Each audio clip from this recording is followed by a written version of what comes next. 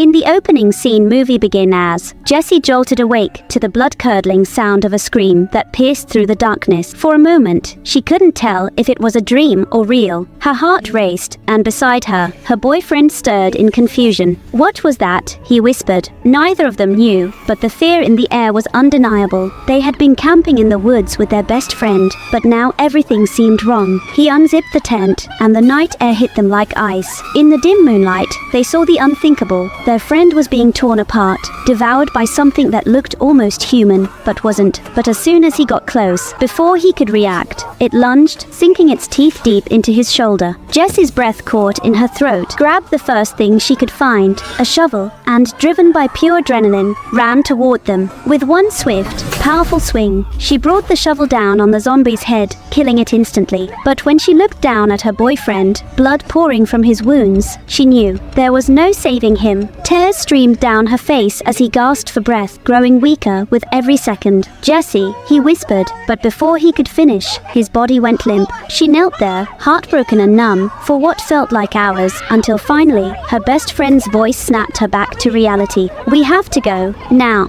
Jessie, grief-stricken, but fueled by survival, helped her friend into their car. They sped away from the campsite, tires kicking up gravel, as they raced through the dark woods. Her friend's breathing was shallow, every gasp more labored than the last. Jessie's mind raced. What were they going to do? Her friend was hurt, badly. Just as Jessie's panic reached a breaking point, her friend spoke, voice barely a whisper. "I have to tell you something." Jessie glanced over, dread settling in her stomach. What is it?" I knew about the outbreak before it started," her friend confessed, voice cracking. I was working with the people who caused it. The vaccine, it was never safe. I'm so sorry." The confession hit Jessie like a punch to the gut. Rage bubbled up inside her, hotter and fiercer than she'd ever felt. You knew, she screamed, her knuckles white as she gripped the steering wheel, her eyes filled with tears of fury and betrayal, blurring her vision. In her emotional frenzy, she lost control of the car. The wheels skidded, and the vehicle careened off the road, flipping over and crashing into a ditch. When Jessie regained consciousness, her head was pounding, and the world was upside down. She groaned, trying to orient herself. The car was a wreck.